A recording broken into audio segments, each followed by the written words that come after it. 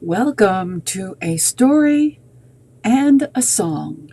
This is indie artist Debra Cohen. This is part 3 of the history of a song leader in the early congregations. Whether you are a Christian or Jewish or anything else, you're welcome to join in for the next 30 minutes.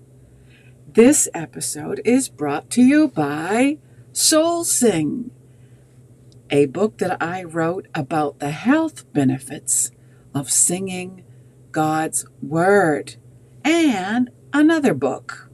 If you want to know the truth about Palestine, I have an updated second edition of Jewish Palestine, Arab Palestine, second edition, which I updated in January 2025, based on the facts about the history and land that was once called Palestine. And also, as a distributor of LifeWave, I am sharing my healing testimony being on the X39 patch for 3 months now, but I chose to try the LifeWave bundle. And the bundle is the X39 and X49. If you're looking for more energy without drugs, or if you're dealing with brain fog and you'd really like to focus on your mind, this patch, X39, does a wonderful job. The X49 is for building muscle, so that's why a lot of the jocks use the X49. So, without further ado, if you're interested in these, I should have said, go to my website, energylifewave.com. So, if this interests you, stick around for the next 30-ish minutes, and I will be back after this message. A Story and a Song podcast by Debra Cohen. Interfaith music. Every Sunday, 11:30 a.m. Eastern Time. Books. Music. Singing for life. How songs elevate in praise. Deeper mysteries of the soul. For all creation. It's the golden age of praise. Singing from your heart and your soul.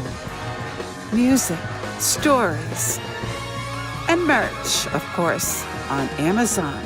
A story and a song about life. And again, this is Debra Cohen, and I'm glad you're with me. I am streaming today successfully. You never know with technology, especially when you're using an old iMac. But today, it looks like it's streaming on my YouTube channel at Jewish Rock Music and on Instagram at Debra, Debra, Cohen, Cohen, Music, Dotcom. So let's dig right in, and I hope you have something to sip on while you're listening. My sip of choice is mushroom coffee. Okay, so let me have a sip. I've tried several brands of mushroom coffee, and I won't name the others, but so far, because I drink my coffee black, the one that I can really enjoy and have acquired a taste for is Atlas mushroom coffee. Okay, so we're talking about the Chazzan. The Chazzan is a Hebrew term for song leader or cantor, would be more common English terminology. Developed the role of prayer leader, the Chazzan, in the early synagogues. They called them a precentor. I've never heard this word, but they use it in this article by liturgica.com. A precentor is a knowledgeable man, it says, because it's the early synagogue, knowledgeable man who was conceptualized theologically as serving as the, quote, agent of the congregation, aka, end quote, shliach zibor, which I am talking about because I have been in the role of a shliach zibor in a wonderful synagogue in Atlanta in my earlier years, Atlanta, Georgia, Ahavat Achim. So shout out to Rabbi Rosenthal if your peeps are listening. Okay, all right. So the Shliach Zibor in voicing the statutory liturgy before God.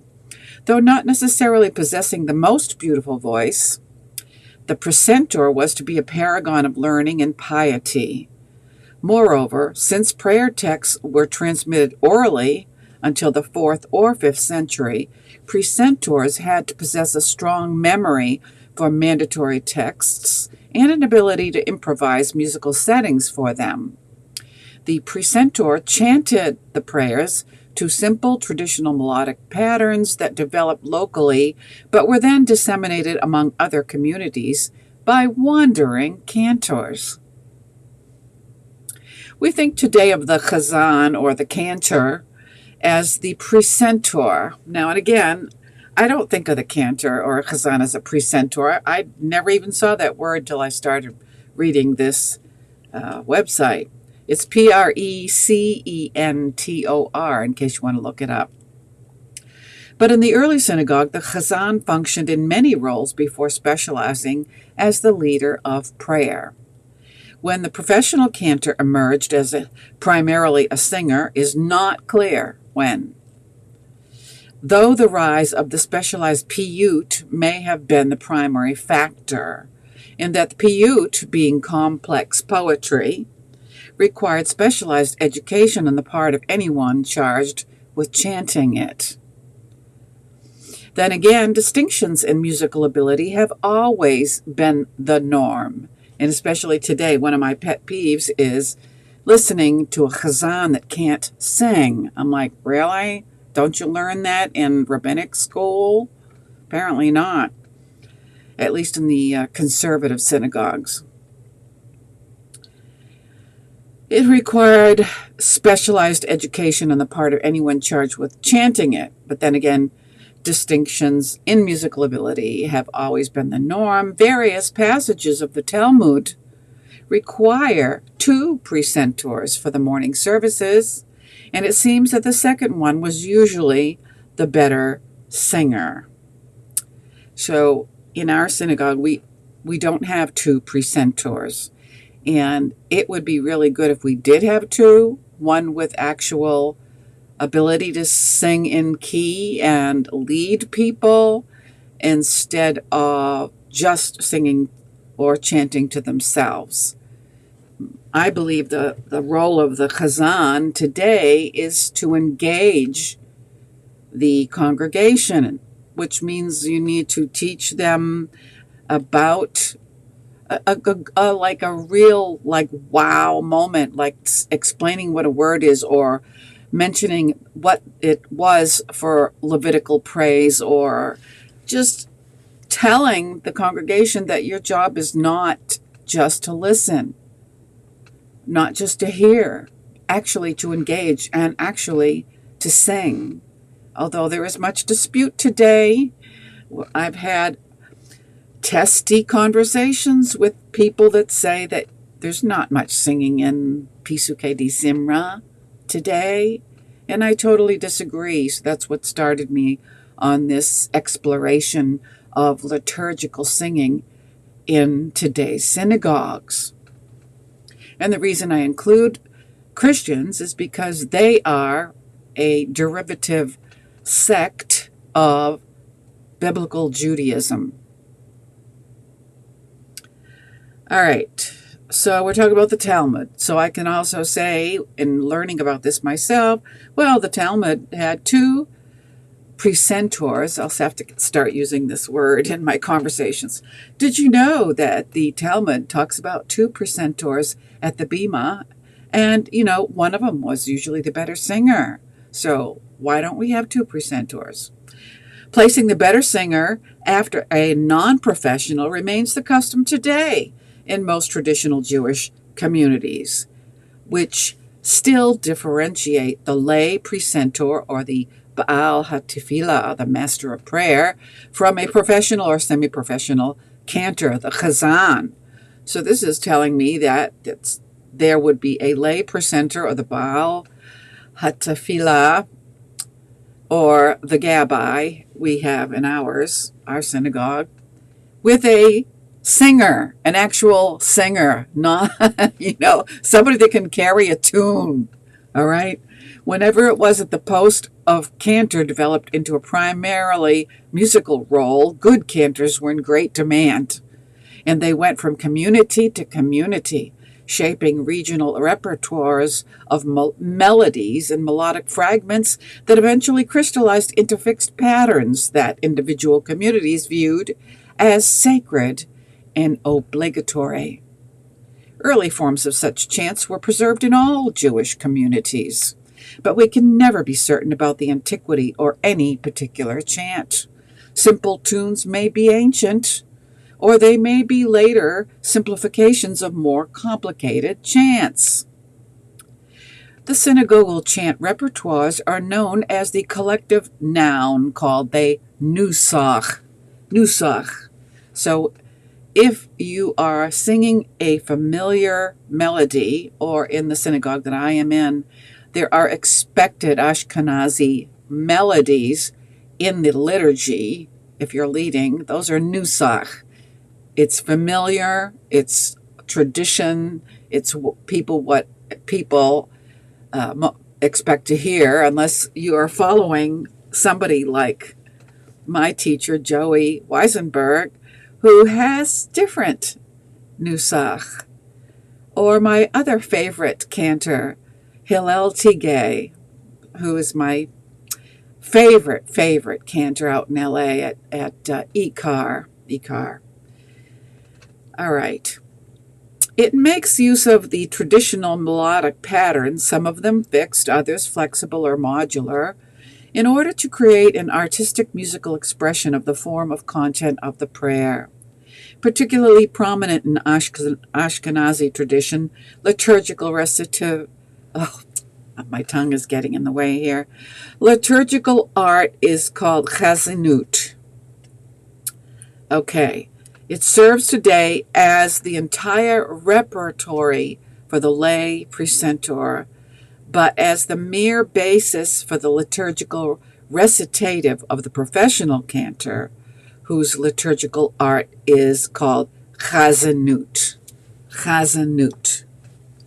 And right now I am working on writing a melody, which I am wondering who wrote the music. I've contacted my former cantor, Hillel Tigay, because I've heard him use this nusach for his album, Judea. If you listen to his song, Baruch HaMakom, that melody is forever imprinted in my brain, and I want to apply it to the 7 blessing prayer, which is called Baruch She'amar, and once I discovered that these are blessings that we have an opportunity in Pisukei Zimra to say these 7 blessings to God on Shabbat, why wouldn't everybody want to be singing it to God, or at least speaking it? But, in the congregation, not to pick on people, but we just kind of skim over it. We say the first 2 lines of it, and only the Gabbai says the first 2 lines. Everybody else just listens, and then he skips down to the bottom 2 lines and chants that, not even in a nusach, or if it is, I don't recognize the melody. I don't understand, but anyway, okay, all right.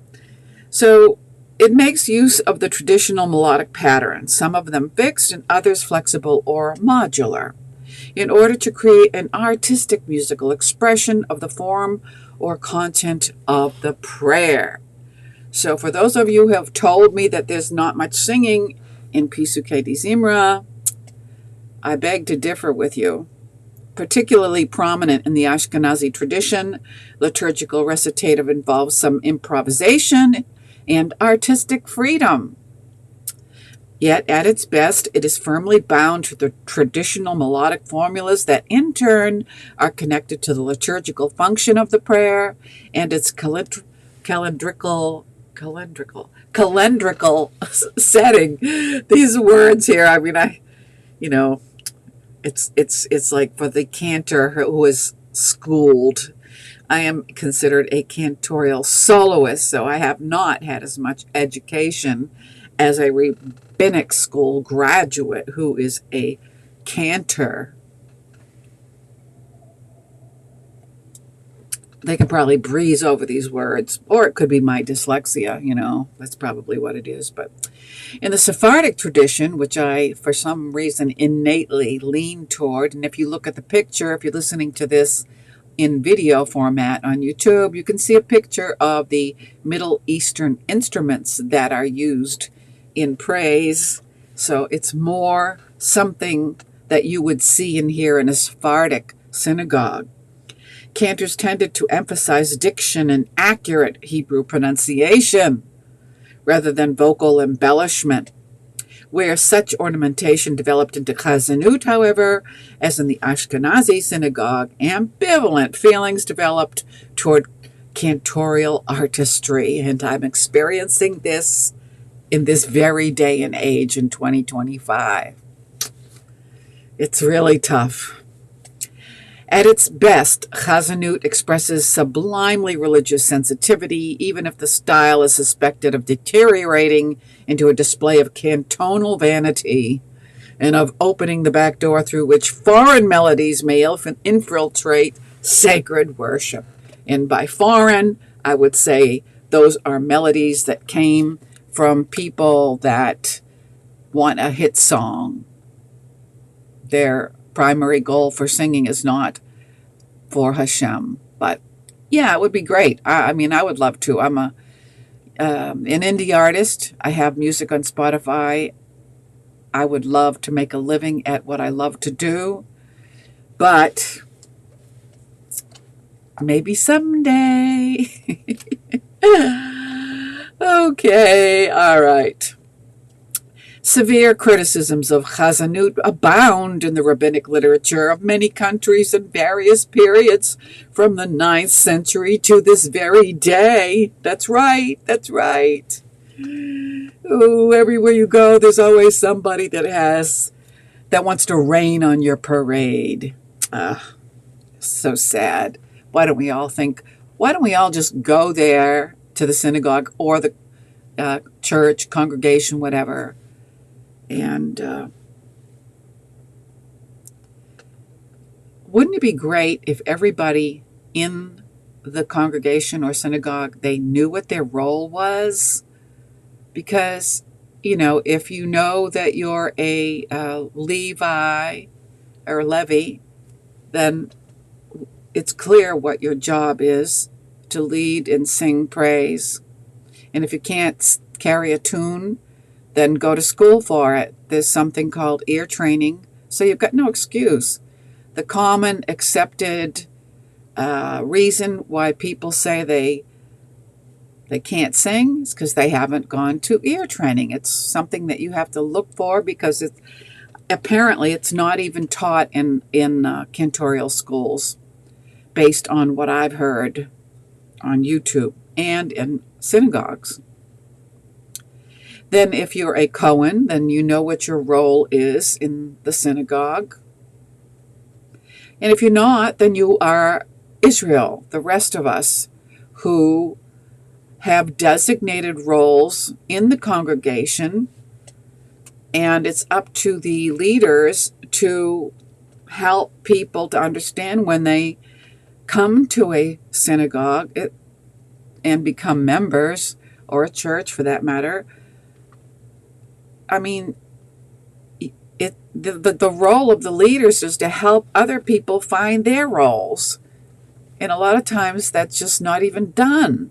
So what happens is when people come in to a synagogue or church and they want to give more than just their membership money or tithes. They actually have a God-given gift that they'd like to bless the congregation with, and they're looked over because they don't know the right people, or there's a lot of jealousy because people aren't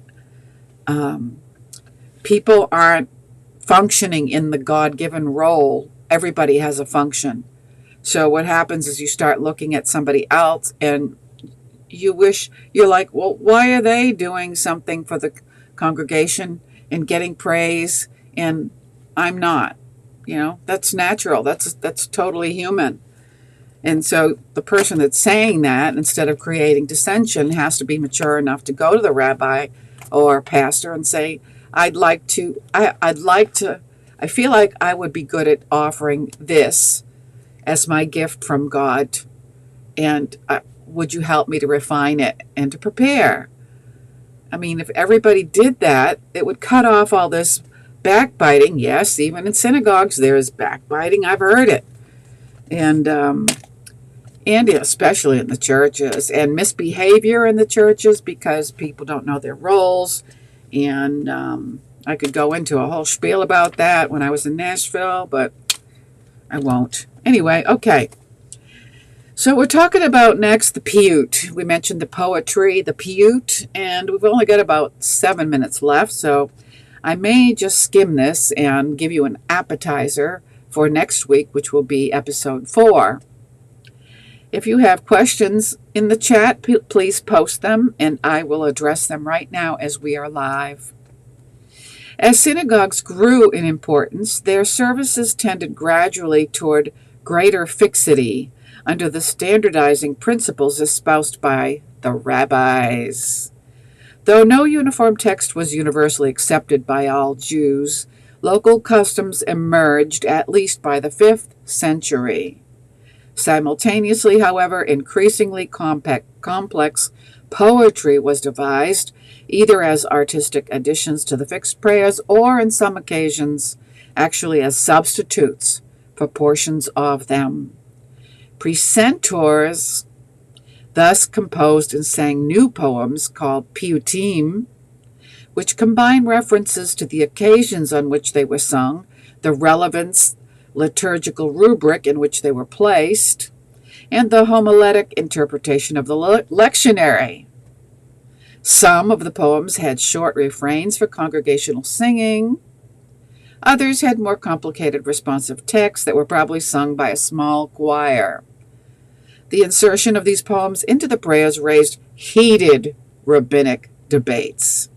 Yet the people loved this new art and cherished its singer-composers, the piyutanim. Well, no wonder there's so much bickering in the world of song leading in even today's churches and synagogues. Oh, and we've got somebody until March 1. Thank you for joining, but we're about ready to wrap it up. We've been talking about the role of prayer leaders, and we're trying to, at least I'm trying to get back to the Ancient of Days, the way that, like Moses and the Mishkan, the congregation, honored God. Everybody had a role. There were a lot of builders.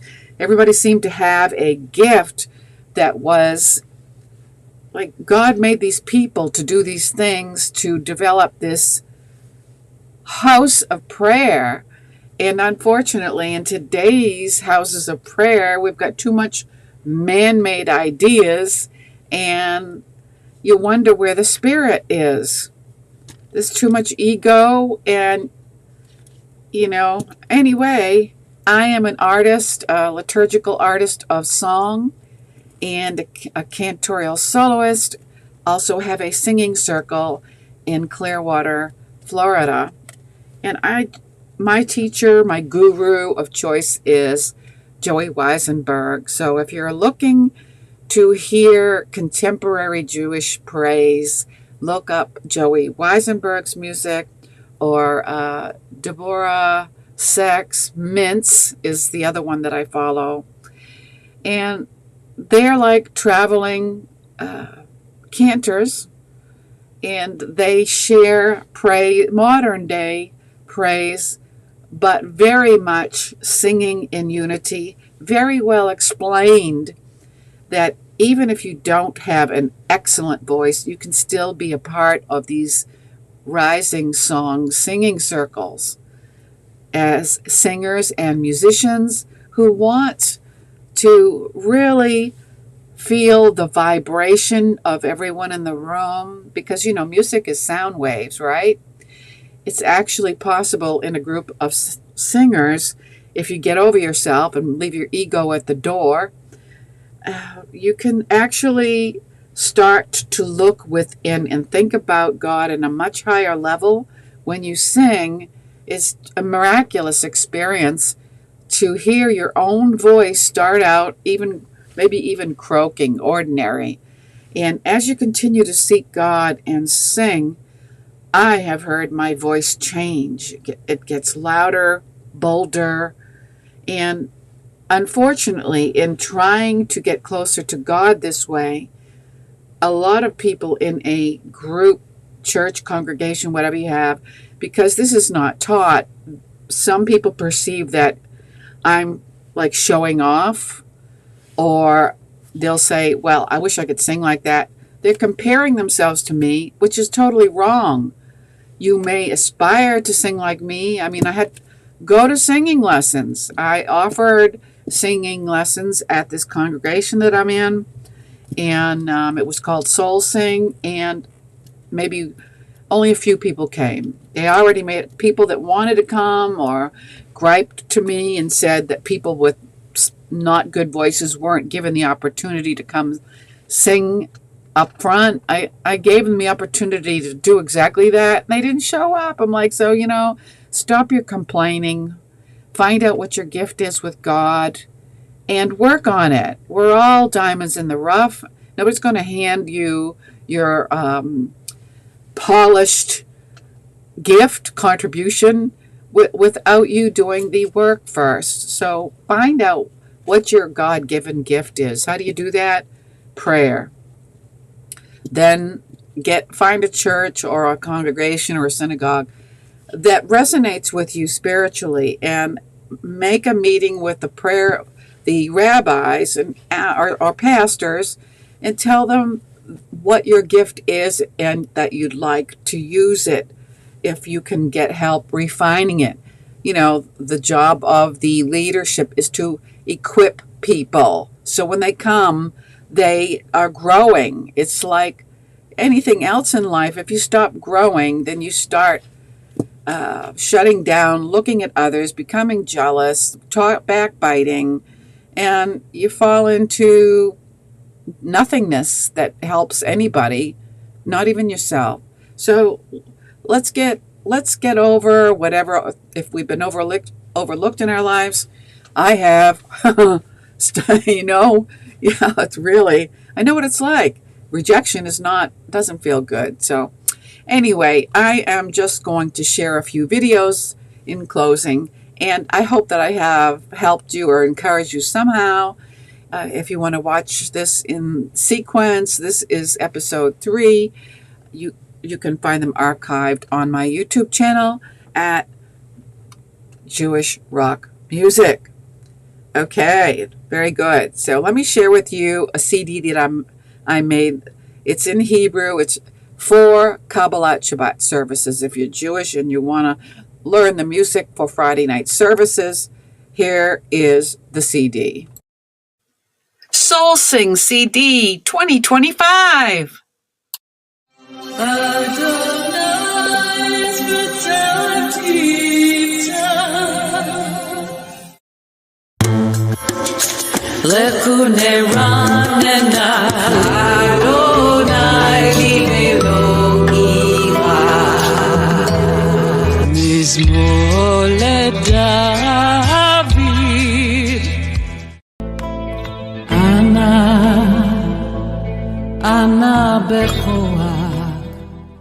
Debra Cohen Music.com. for the last year and a half. I think it's actually 19 months now since Israel was attacked. And we pray for the soldiers of Israel, for the people of Israel. And that's about all we can do right now. Support them and pray for them. Avinu Sheba Shamayim.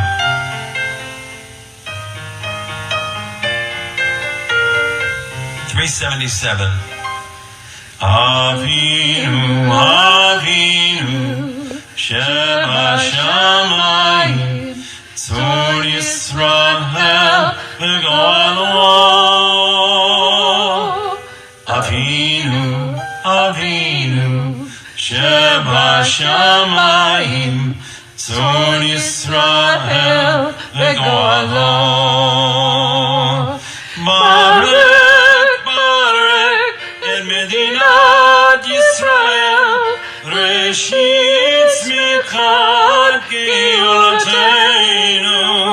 Hagen Alea Bevrat Chazdeka, Fros Alea Suchat Shlomeka. Avinu, Avinu, Sheba Shamayim, Tzur Yisrael v'galo. Avinu, Avinu, Sheba Shamayim, Tzur Yisrael v'galo. Ushelach Mocha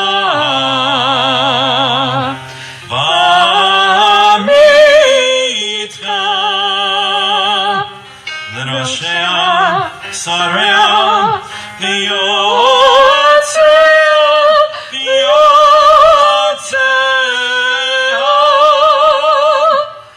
v'taknem beitza tova milfanecha v'taknem beitza tova